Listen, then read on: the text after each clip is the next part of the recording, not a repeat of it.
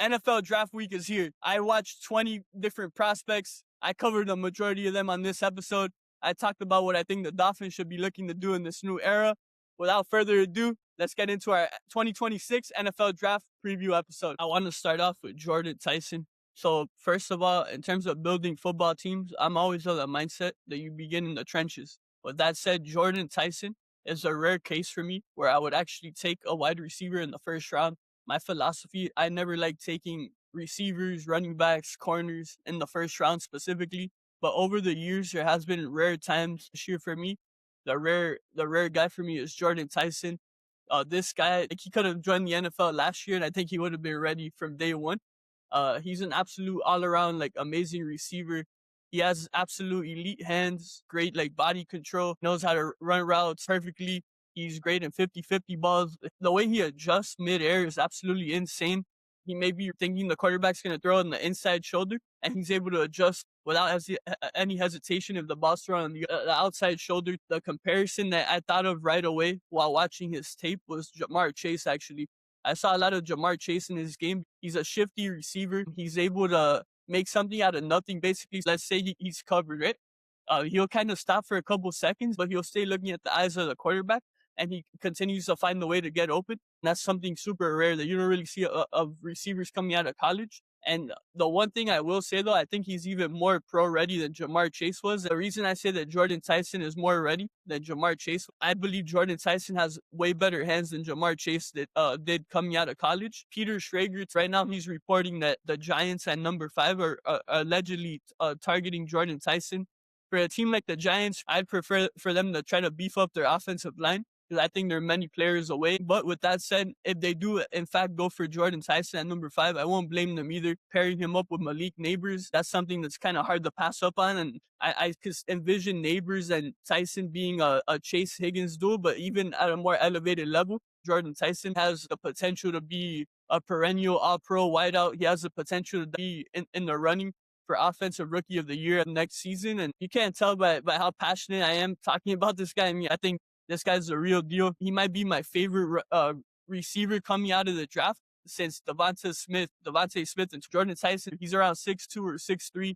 He has big arms already. He looks like he's been in the league already. But I'm super interested to see what team ends up deciding to take a chance on Jordyn Tyson. Next up, I want to cover Fernando Mendoza, quarterback of Indiana, the Heisman Trophy winner, the national champion, and the projected number 1 overall pick to the Las Vegas Raiders. In terms of quarterbacks, people always like to talk about accuracy, flashy traits that people go crazy over. Fernando, his accuracy is absolutely elite. But what I appreciate the most about his game, this guy is basically like a surgeon out there. Like, he literally dissects the whole field. I think he's like 2 or 3 plays ahead of the defense, and that's something rare, especially for a guy coming out of college. I think from day one in the NFL, he's going to be absolutely ready to do a tremendous job. Another thing I appreciate about him is that he completely buys into his coaching staff and to the culture of the team. In California, he was completely bought in. And he went to Indiana. He completely bought in to Coach Signetti and what they were trying to do there. And obviously, it led them all the way to being the national champions. Besides what he's going to do on the field, he's also going to benefit you off the field. He's like an ideal guy that you want to have representing your team. Obviously, the Raiders, they've been in dire need of building a culture there. At least in my lifetime, they haven't done anything successful. I think they've had a nice offseason so far, building their team to be prepared to build around Fernando Mendoza. 2 years ago, they drafted Brock Bowers, a tight end. He's an absolute superstar. Last year, they drafted Ashton Jeanty. Jeanty was one of those rare running backs that I would have taken in the first round. They had arguably the best center in all of football, and Tyler Lindenbaum. They still need to work on that offensive line. But here's a guy I want to talk about. Last year, one of the guys that covered, and I absolutely fell in love with this tape, was Charles Grant. He was in a small school. I think Charles Grant has a real potential to be like an all-pro caliber left tackle or right tackle. Remember that name, because I think he's going to be protecting Fernando Mendoza for many years to come. I don't know if there's much else to say about Mendoza. We all know the type of player he is, the type of a person he is, the type of teammate he is, the type of leader he is. He just is A+ in all the categories. Next up, let's dive into Miami right tackle Francis Mauigoa, a 3-year starter at the University of Miami. He's one of the pillars in building the culture that Coach Cristobal has created in his 4 short years in Miami, along with Reuben Bain. They're 2 of the main pillars from day one. Mauigoa is a true freshman. He started at right tackle. He progressed every single year. The run that Miami had in the playoff, he was one of the lead catalysts for that run. This guy's an absolute brick wall at right tackle. He's quick on his feet. He's able to move side to side. He has a high IQ. He was a team leader. To me, he screams Penei Sewell. You think of Penei Sewell and the success he's had at right tackle for Detroit. He was coached by Coach Cristobal in Oregon, and I think Mauigoa has so much of Penei Sewell in his game, and I'm just super high on Mauigoa. He's definitely on my wish list for the Dolphins at pick number 11. I think Mauigoa is going to be a top 5 pick. I think he's the best tackle in this draft note. From day one, this guy's going to be ready to be a right tackle. And 3 years ago, and he was a true freshman. From his first game, you could just tell this guy was going to be an NFL star.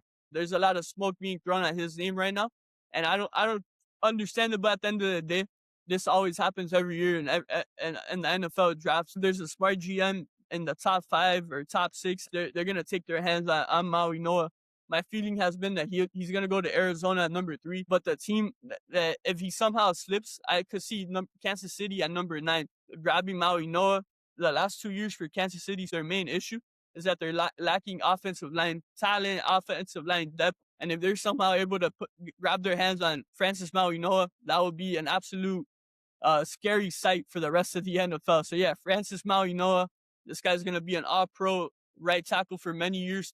He's going to be one of the faces of whatever franchise drafts him, from one cane to another. From Mauigoa, now we go to Reuben Bain, who I mentioned briefly in the Mauigoa segment. Reuben Bain, a 3-year starting pass rusher at Miami. Him along with Francis Mauigoa, they're two of the main pillars into creating the culture that is currently happening right now at the University of Miami, that led them all the way to being runner-up in the national championship this past season. Reuben Bain, this guy's the ultimate game record, game disruptor, big game playmaker, and he's just an absolute leader on and off the field. He leads by example. Every single snap, he gives it his all, and he makes sure that he makes sure that his teammates also give it their all. He wants greatness. He's amazing off the edge. He's great timing-wise. Once he makes his move to the outside, he's very hard to contain if you're a left tackle or a right tackle. I think Reuben Bain, wherever he lands, this guy's going to be like a culture carrier, culture changer for my Miami Heat fans out there, like a Udonis Haslem, Dwayne Wade type of effect. Reuben Bain could be that potential guy.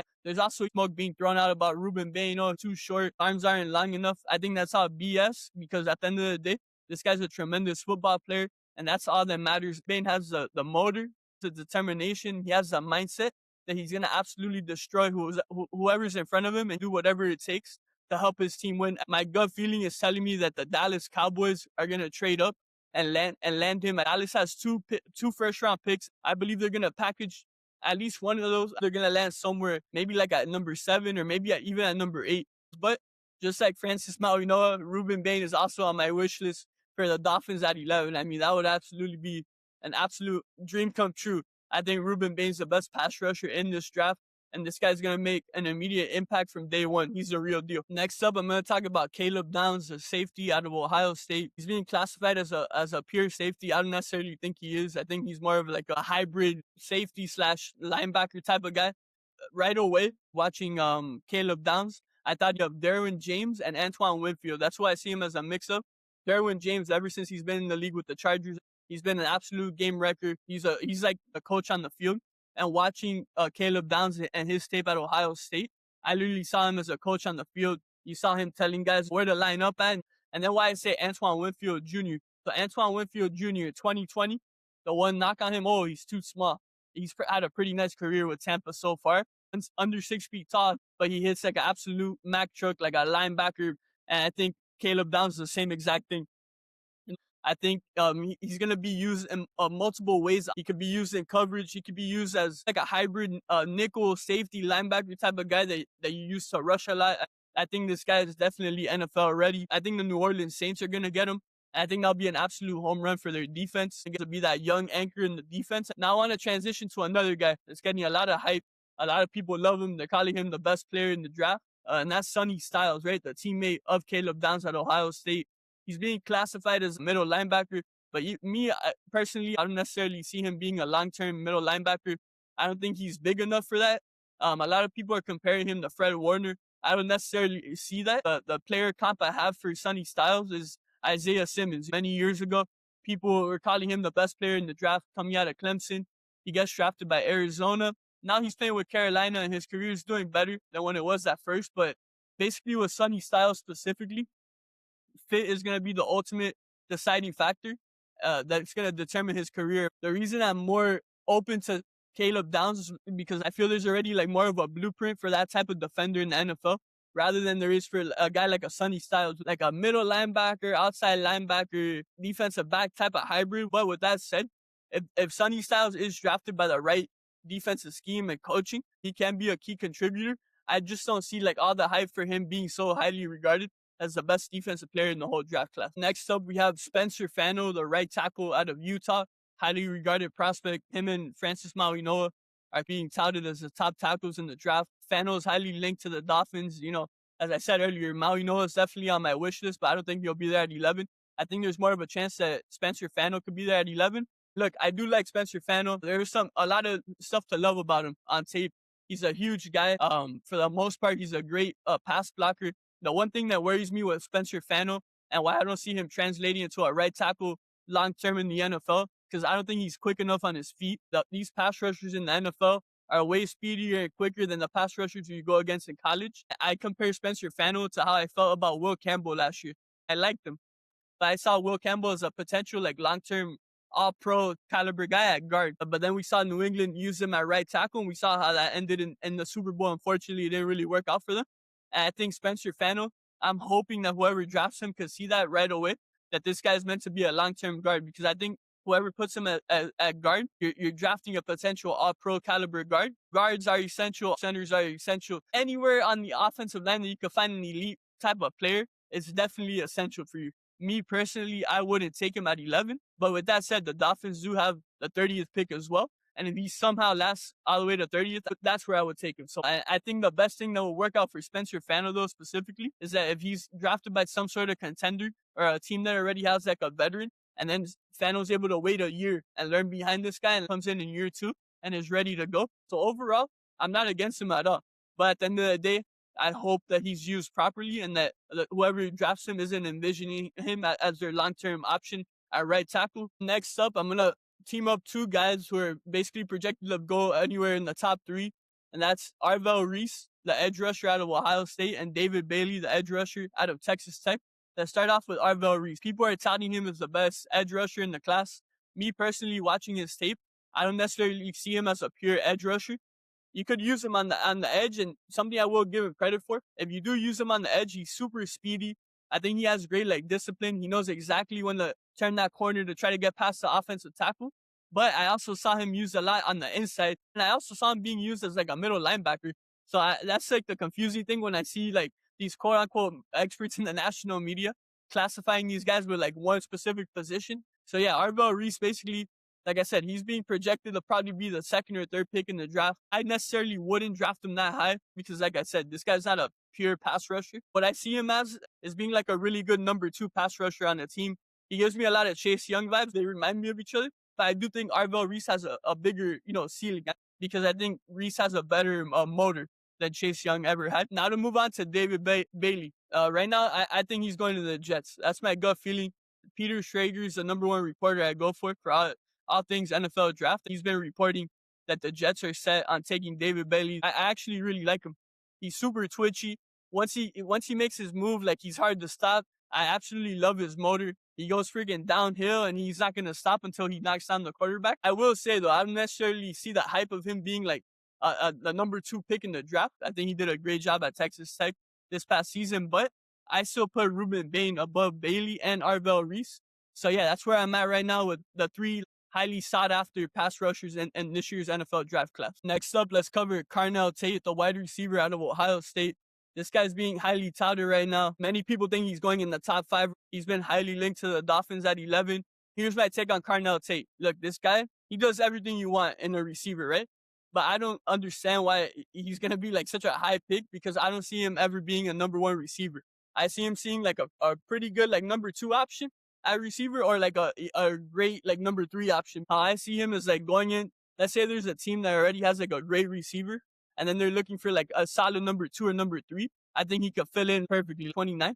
If Kansas City's able to land him at 29, I think that'll be the ideal spot for him. But here's the problem. Like I said, he's being projected right now to maybe even go in the top 5. And somewhere at least in the top 10, the top 11. If I'm the Dolphins, I wouldn't take him at 11. And that goes back to my foundational belief that you built through the trenches. And right now, the Dolphins are doing a complete overhaul with this new regime. And to me, you got to start an offensive line, defensive line, edge rusher, but not wide receiver. Like I said earlier with Jordyn Tyson, Tyson's a rare receiver for me that I've wanted of my team to take a receiver in the first round. So yeah, Carnell Tate, I'm not against him. Me personally, I would probably draft him somewhere between the second and third round. Like I said, he's looking like he's going to get picked very early. Next up, let's go with our third cane of the episode, Keontae Scott, the defensive back. In his own season at Miami, he was a tremendous difference maker on the defense, especially in that playoff run that they made it all the way to the national championship game. Keontae Scott is definitely one of the main reasons why Miami made it all the way to the end. This guy, last year, I think he could have gotten into the league and he would have been ready. He's a hard hitter, has great instincts. He knows how to greatly read the quarterback's eyes. He's very patient in coverage. He's someone that he kind of gets, like, you know, those defensive backs that kind of be hidden from the quarterback. Like sometimes you see a quarterback throw a pass in an area, you're like, wait, why is he throwing there? But some of these defensive backs like have that ability to kind of hide and kind of be like so patient that the quarterback doesn't know they're in a specific area.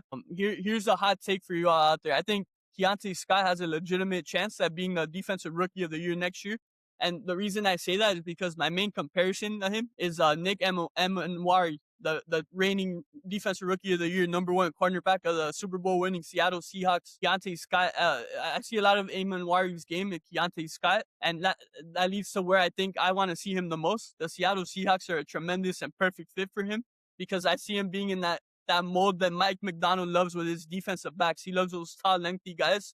He could be the steal of the draft because to me, this guy should be a first-round pick, but he's on my Dolphins wish list because we have 7 picks in the top 100 more than any team. So shout out to Keontae Scott. He's a real deal. All right, guys. So this is going to be the final segment that I'm giving some analysis on some of these prospects in the draft. I want to start off with one of my sleepers, Markel Bell, another Hurricane, the left tackle of Miami. He came in this past season after spending the previous years in a Division II or Division III school. Markel Bell sits at around 6'8", 6'9", over 350 pounds. What impresses me the most about Markel Bell is that this guy is absolutely so quick. You know, looks can truly be deceiving. If you see this guy in the football field, you won't assume that he can move so quick, but he's able to keep up with some of the best pass rushers we've seen, especially the run we went on in the playoffs. I think, yeah, Markel Bell, man, this guy's going to be an absolute steal. Markel Bell is being super slept on. It was looking like he was going to be probably a 3rd or 4th round pick. I won't be surprised now if a team shocks us and drafts him in the 2nd round. Next up is Mansoor Delane, the corner out of LSU. The thing that stands out about him is that he's super versatile. He's great in zone coverage. He's great in man coverage. So he has that versatility where he's not only specifically made for only one style of defense. So obviously that goes a long way. But with that said, he's being like highly touted to be like a top 10 pick. I don't necessarily see it, but it also goes back to my philosophy where I don't believe in drafting corners in the 1st round. I think Mansoor Delane, he's a good player, but he's a little pricey for me in the 1st round. And then to finish off, 3 guys that I watched tape on that I had never heard of. Let's start off with Charles Demmings, the corner out of Stephen F. Austin. To keep it real with you, I had only heard of Stephen F. Austin because of basketball. I had no idea they had a football program, but I watched Charles Demmings tape. He's an undersized corner, but don't let his size fool you because he can hit. He has great eyes, and he's very much able to keep up with receivers. Another guy I want to talk about, Ted Hurst, wide receiver from Georgia State. Big body guy, around 6'4", 6'5". He has great hands, creates great separation, especially for a big receiver. And he takes me back to last year where the Carolina Panthers, early in the 1st round, they drafted Teterola McMillan. McMillan last year showed that big body receivers could still make an impact in this league. And I think Ted Hurst could have that same effect on whichever team decides to draft him. He's being talked about as a 2nd round pick. The earliest I would pick him is late 2nd, early 3rd. Our final sleeper to cover is Justin Joly, tight end out of North Carolina State, a former receiver. If you watch him on tape, he looks like a small, slot receiver. He doesn't look like a tight end. This is a tricky guy to evaluate. I see him be more of like a fullback, wide out type of hybrid. Those were just a couple guys I wanted to wrap this episode up with. But yeah, guys, hope you enjoyed my analysis on all these prospects. There you have it, our 2026 NFL Draft Preview episode. Hope you guys enjoyed hearing my analysis on all these prospects, my opinion on what I think the Dolphins should be doing right now. With all that said, stay tuned for our reactions to what actually happens in the 2026 NFL Draft. Keep it locked in here to the Flame Entertainment and Sports on YouTube, Apple Podcasts, Spotify. Follow us on Instagram and TikTok. Fins up. Until next time, everyone, take care.